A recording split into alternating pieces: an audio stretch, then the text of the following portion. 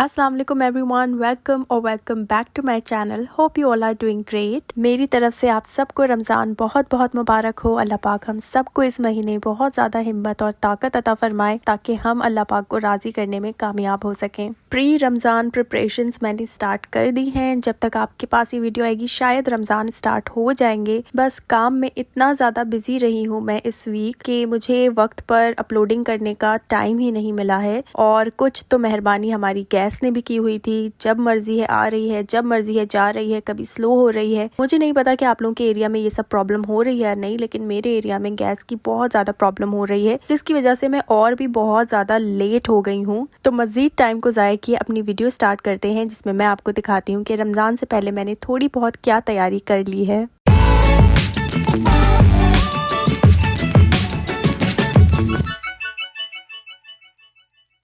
सबसे पहले मैं यहाँ पर चिकन समोसे की प्रिपरेशन कर रही हूँ और मैंने बहुत ज़्यादा चिकन नहीं लिया है क्योंकि मैं इसमें थोड़ी सी वेजीज भी ऐड करूँगी, तो इसीलिए मैंने यहाँ पर थोड़ा सा चिकन लिया है। और मेरे फ्रिज में इतनी ज़्यादा जगह भी नहीं होती है, तो उस हिसाब से मुझे चीज़ें प्रिपेयर करनी होती हैं। और दूसरा ये कि मेरी फैमिली बहुत ज़्यादा बड़ी भी नहीं है, तो इतना ज़्यादा भी स्टोर करने का मुझे कोई फ़ायदा नहीं होता है। और 10-15 दिन से ज़्यादा कोई चीज़ स्टोर मैं इतना नहीं करती, या मैक्सिमम हो गया 1 महीना। इससे ज़्यादा नहीं स्टोर करके हम लोग खाते, फ्रेशली ही खाना पसंद करते हैं। तो इसलिए अगर आपको कोई भी चीज़ यहाँ पर बहुत ज़्यादा कम लगे तो आप अपने हिसाब से क्वांटिटी को कम ज़्यादा या और भी ज़्यादा कर सकते हैं। ये वीडियो बस आप लोगों को थोड़े बहुत आइडियाज़ देने के लिए है। तो यहाँ पे मैंने फ्राइंग पैन में वो सारा चिकन डाल दिया है और उसके बाद मैं यहाँ पर डाल रही हूँ अदरक लहसुन पेस्ट, क्योंकि ये तो ज़रूरी है, ये तो हर खाने की जान है और इसका टेस्ट भी बहुत ज़्यादा मुझे पसंद है, स्पेशली जिंजर का। अदरक लहसुन पेस्ट डालने के बाद मैं इसको अच्छे से और मिक्स करूँगी ताकि हर चिकन में पेस्ट जो है वो रच बस जाए।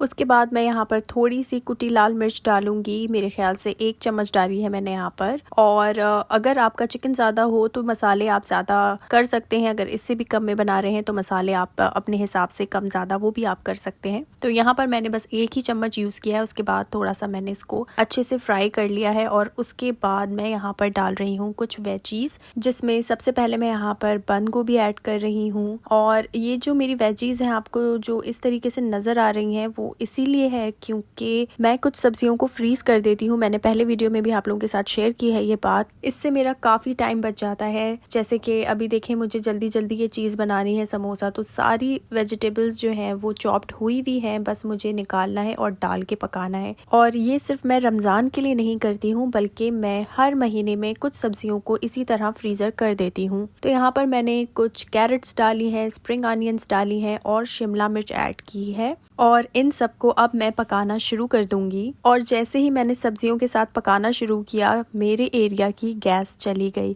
ऐसा नहीं था कि टाइम के हिसाब से गई है, बल्कि 7 बजे ही गैस चली गई। फिर मुझे सब कुछ फ्रीज करना पड़ा और फिर नेक्स्ट डे मैंने पकाना स्टार्ट किया। तो यहाँ पर मैंने सारी सब्जियों को जब पकाया तो उसने पानी छोड़ना शुरू किया और उसी पानी के अंदर ही उसे पकाना है, यानी आपको एडिशनल वाटर ऐड करने की ज़रूरत नहीं है। और सब्जियों को पकाते टाइम मैंने थोड़ा सा सॉल्ट भी डाला था अकॉर्डिंग टू टेस्ट। उसके बाद मैंने यहाँ पर 2 ग्रीन चिलीज भी ऐड की। उसके बाद यहाँ पर चिली सॉस ऐड कर रही हूँ और थोड़ा सा सोया सॉस। ये सब आप अपने टेस्ट के अकॉर्डिंग ऐड कर सकते हैं बस, और कोई मसाला नहीं, बस इतने में ही ये रेडी हो जाएगा। अब बारी आ गई है कि इस फिलिंग को परत के अंदर ऐड कर दिया जाए। तो यहाँ पे मम्मा मुझे सिखा रही हैं कि किस तरीके से देखो समोसे का कोन बनता है। तो मैंने मम्मा से कहा हाँ ठीक है, मैं अब ट्राई करती हूँ बनाने की, क्योंकि सिर्फ वाहिद समोसा है जो कोन मुझसे ठीक से नहीं बनती है। और जब इतनी कोशिश के बाद नहीं बना तो मम्मा ने डांट के कहा लाओ तो मुझे मैं ही बना देती हूँ, बहुत टाइम लगा रही हो। फिर मैंने कहा ठीक है मम्मा आप बना ले समोसे, बाकी चीज़ों में मैं आपकी हेल्प कर दूंगी। खैर जैसे तैसे समोसे बन के रेडी हो गए और अब मैं इन्हें कंटेनर में शिफ्ट कर रही हूँ। उसके बाद मैं इन्हें फ्रीज कर दूंगी।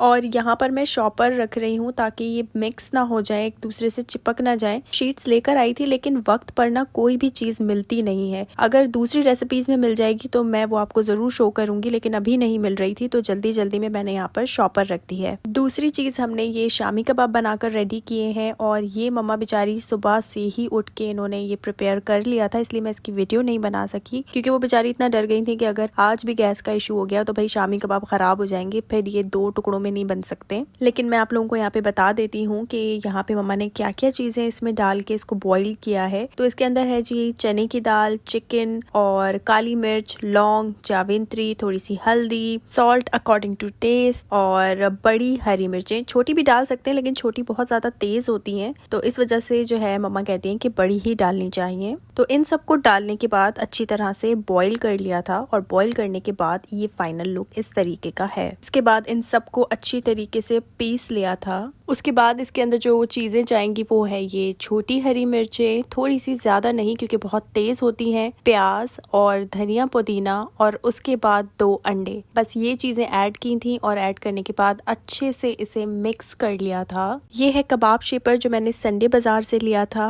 ये मैंने सेट में लिया था और संडे बाजार का शॉपिंग हॉल वीडियो मेरे YouTube चैनल पर अभी भी है। अगर आपने वो वीडियो नहीं देखी है तो वो वीडियो भी आप लोग देख सकते हैं। स्टार्टिंग में तो इससे कबाब को शेप देना बहुत ज़्यादा मुश्किल लग रहा था क्योंकि हम फर्स्ट टाइम इसको यूज़ कर रहे थे। मम्मा को तो आदत है अपने हाथ से ही शेप बना लेती हैं, लेकिन अब क्योंकि हमने परचेज कर लिया था तो इससे बिल्कुल परफेक्ट शेप हमें बनाना था। तो आहिस्ता आहिस्ता जैसे जैसे हम इसको इस्तेमाल करते गए हमें यूज़ करना आता रहा और इस तरीके के कुछ परफेक्ट शेप हमने बनाना शुरू कर दिए। ये कुछ और भी मैं आप लोगों को दिखा देती हूँ, देखें कितने परफेक्ट बने हैं। और अब मैं इन्हें कंटेनर में डालना शुरू कर दूंगी और लकीली इस बार मुझे वो शीट मिल गई है जो पहले नहीं मिल रही थी। ये स्कॉच ब्राइट की है और इस तरह की चीजें बनाते हुए मैं यही शीट को यूज करती हूँ। पहले मुझे मिली नहीं थी तो उसकी जगह मुझे शॉपर का यूज करना पड़ा, लेकिन अब क्योंकि मिल गई है तो मैं इसी को यूज करूंगी। सबसे पहले मैं नीचे इसकी बेस में लगा दूंगी ताकि ये कंटेनर के साथ भी शामी कबाब ना चिपक जाएं, फिर टूट जाते हैं और खराब हो जाते हैं, इसीलिए। तो अगर ये प्लास्टिक में होंगे तो खराब नहीं होंगे। एक लेयर मैं इसी तरीके से कबाब की बिछा दूंगी और उसके बाद फिर दोबारा से प्लास्टिक की एक शीट बिछाऊंगी और फिर एक लेयर कबाब की। इस तरीके से करते करते मैं इस पूरे कंटेनर को फिल कर लूंगी। शामी कबाब भी खैर से हो गए हैं। अब मैं फ्रोजन पराठों को शिफ्ट करने लगी हूँ इसके कंटेनर में। ये कंटेनर मैंने $1 मॉल से लिया था जो कि मेन पैराडाइज बेकरी पर है। उसका भी पूरा शॉपिंग हॉल मेरे YouTube चैनल पर मौजूद है, आप वो वीडियो भी देख सकते हैं।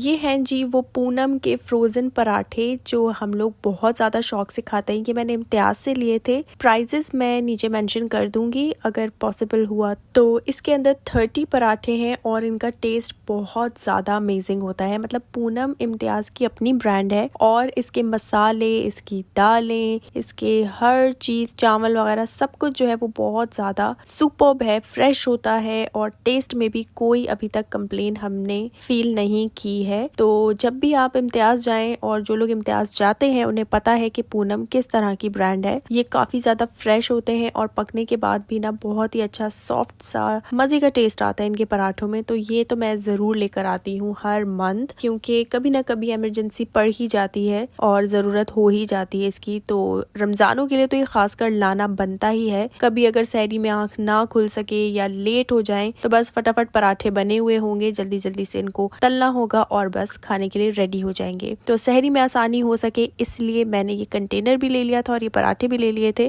कंटेनर मैंने इसलिए भी ले लिया था ताकि मेरे पराठे टूट ना जाए, अच्छे से रह जाए और फ्रिज में भी जगह हो जाए आराम से। उसके बाद मैंने दालों को और चावलों को भी उनके कंटेनर में डाल दिया क्योंकि पैकेट से बार बार निकालना बहुत ज्यादा मुश्किल हो जाता है। तो मैं सबसे पहले क्या करती हूँ, जैसे ही राशन आता है तो ये सारी चीजें कंटेनर में ऑलरेडी ऐड कर देती हूँ। इस बार बस थोड़ी सी थकान बहुत ज्यादा हो रही थी तो मैंने ऐड नहीं किया था, लेकिन फिर मैंने कहा कि रमजान की जब तैयारियां करते रहेंगे तो फिर मैं ऐड कर दूंगी। अच्छा, दालें और चावलों की ब्रांड भी देखें हम पूनम ही इस्तेमाल करते हैं, चावल भी इनके और दालें वगैरह भी इनकी। तो ये सब भी मैंने सारी चीजें कंटेनर में कर दी। उसके बाद थोड़ा सा बोनलेस चिकन मैंने ले लिया था और मम्मा ने उसकी छोटी छोटी बोटियां कर दी थी। और बोटियां करके मैं ये चाह रही थी कि मैरिनेट करके रख दूं, क्योंकि कभी कभी सहरी में इस तरह का तिक्का तंदूरी आइटम खाने में ना बड़ा मजा आता है। तो इसीलिए मैंने कहा ये मैरिनेट करके अगर अभी से रख दूंगी तो ये अच्छे से हर फ्लेवर इसके अंदर, चिकन के अंदर आ जाएगा और ये भी बस फौरन से फ्रिज से निकालना होगा और बनाना होगा। तो इस तरह की भी चीजें मैं हर मंथ कुछ ना कुछ मैरिनेट करके रख देती हूँ और ये वाला जो कंटेनर है रेड कलर का, ये भी मैंने $1 मॉल से ख़रीदा था। और शॉपिंग हॉल जैसे कि मैं बता चुकी हूँ कि ऑलरेडी है मेरे चैनल पर, तो वहाँ से आप देख सकते हैं कि मैंने क्या क्या चीज़ें ख़रीदी थी। बोटियाँ करने के बाद सबसे पहले मैंने यहाँ पर अदरक लहसुन पेस्ट ऐड किया था, फिर नमक के बाद थोड़ी सी पिसी हुई लाल मिर्चें, थोड़ी सी हल्दी के बाद यहाँ पे मैंने डाला है धनिया पाउडर के बाद थोड़ी सी काली मिर्चें, और काली मिर्चों के बाद सफ़ेद ज़ीरा पाउडर के बाद यहाँ पर चिली सॉस और सोया सॉस के बाद सिरके से ये होता है कि मैरिनेशन बहुत अच्छे से हो जाती है और चिकन की जो हीक या बदबू वगैरह होती है वो भी बहुत अच्छे से निकल जाती है। उसके बाद 1 चम्मच घी डाल रही हूँ ताकि चिकन अच्छे से मैरिनेट हो सके। सारी चीज़ें डालने के बाद मैंने थोड़ी सी कुटी लाल मिर्च भी डाली है, क्योंकि मुझे मैरिनेट करने के बाद लग रहा था कि स्पाइस थोड़ा सा कम है। तो ये ऑप्शनल है, आप चाहें तो डाल सकते हैं, वरना आपकी मर्जी है। बस सबको अच्छे से मिक्स करने के बाद वही शीट मैं यूज़ करूँगी इसको कवर करने के लिए, क्योंकि ये लिड के बगैर कंटेनर आया था, इसलिए मैं इसके ऊपर वो शीट को कवर करके बस इसे फ्रीज़र में रख दूँगी। फ्रीज़र में रखने के बाद दूसरी प्रिपरेशन की तरफ चलते हैं। तो यहाँ पर मम्मा ने पहले नाइफ से चिकन को अच्छे से कीमा बना लिया है, और उसके बाद अब ये हम हैंड चॉपर की मदद से इसको कीमा बनाएंगे। और ये वाला हैंड चॉपर भी मैंने कबाब शेपर के सेट के साथ लिया था, तो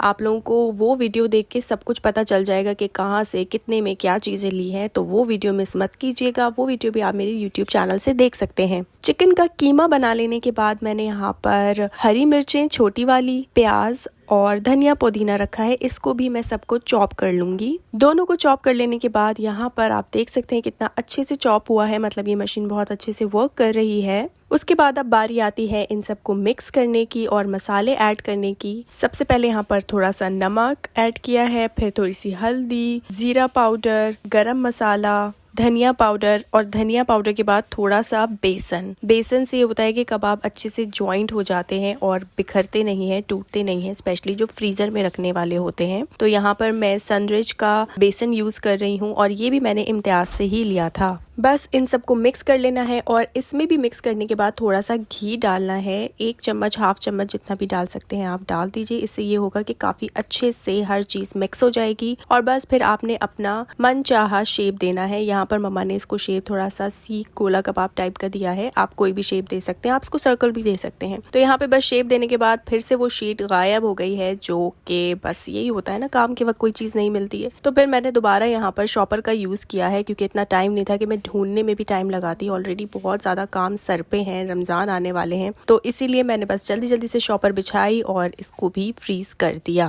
पीसने पिसाने कटिंग चॉपिंग के काम के बाद मैंने सोचा कि कुछ सॉलिड चीजें भी मैरिनेट करके रख दी जाए, जिसमें टाइम बहुत ज्यादा कम लगे। तो यहाँ पर आप देख सकते हैं कि कलेजी, चिकन हार्ट्स, और आप मुझे नहीं पता क्या कहते हैं, लेकिन बहुत से लोग इसे पोटा भी कहते हैं, बहुत से लोग इसे गुज्जी वगैरह भी कहते हैं, और कुछ लोग तो इसे खाते भी नहीं, उन्हें पता भी नहीं होगा कि ये चीज भी खाई जाती है चिकन के अंदर। तो हम बहुत ज्यादा शौक से खाते हैं। तो इसको बस मैं इन सबको मैरिनेट करके रखूंगी। तो सबसे पहले मैंने यहाँ पर डाला है अदरक लहसुन पेस्ट, थोड़ी सी हल्दी, पिसी हुई लाल मिर्च, थोड़ा सा धनिया पाउडर, नमक टेस्ट के अकॉर्डिंग, 2 चम्मच काली मिर्च और 1 चम्मच भर के कुटी लाल मिर्च। उसके बाद वही चिली सॉस, सोया सॉस और सिरका डाल के मैं इसे अच्छे से मिक्स कर लूंगी। अब जैसा दिल करेगा हम इसको उस तरीके से खाएंगे, मतलब अगर इसी तरह सॉलिड फॉर्म में खाना है तो बस फ्राई करके खा लेंगे, कटाकट बनाकर भी इसकी खाई जा सकती है, या सालन बनाकर भी बहुत टेस्टी बनता है। और सबको मिक्स करने के बाद अब इसे भी मैं कंटेनर में डाल दूंगी। और ये कंटेनर मैंने कहीं से नहीं खरीदा था, लेकिन मैं आपको बताती हूँ मैंने क्या जुगाड़ लगाया था इसके अंदर। एक दफा मैं आइसक्रीम लेकर आई थी ट्रिपल डिलाइट इग्लू की, और इसका आप कंटेनर देख सकते हैं कितना ही कोई अच्छा सॉलिड और काफी जबरदस्त था। और एक तो ये था कि ये लंबे में था, तो इसीलिए फिर हमने इसे रख दिया, फेंका नहीं, क्योंकि ऐसे कंटेनर्स में रख लेती हूँ, क्योंकि हमारा फ्रीजर जो है वो बहुत ज्यादा छोटा है, तो उसके हिसाब से लंबे लंबे और छोटे छोटे से हमें कंटेनर्स की जरूरत होती है ताकि फ्रिज में आ जाएं। तो इसीलिए आज के दिन के लिए मैंने रख दिया था इसे, और आप देख सकते हैं कितने आराम से यहाँ पर आ गया। बल्कि और भी अगर मैं करती तो उसकी भी जगह है, वो भी आ सकता था, तो बस इसलिए ले लिया। और फ्रीजर में जाहिर सी बात है लंबा है, तो कहीं भी कोने पे सेट करके रख सकते हैं, या बिल्कुल एंड पे भी इसको रख सकते हैं, ये आराम से रखा जा सकता है। तो बस इसको भी मैंने फ्रीजर में रख दिया। लेकिन अभी भी मेरा काम यहाँ पर खत्म नहीं हुआ, क्योंकि चटनियाँ तो रह गई हैं। चटनियाँ भी बनाकर फ्रीजर करनी होती हैं, तो वो फिर इंशाल्लाह मैं किसी और वीडियो में बताऊंगी अगर हिम्मत हुई।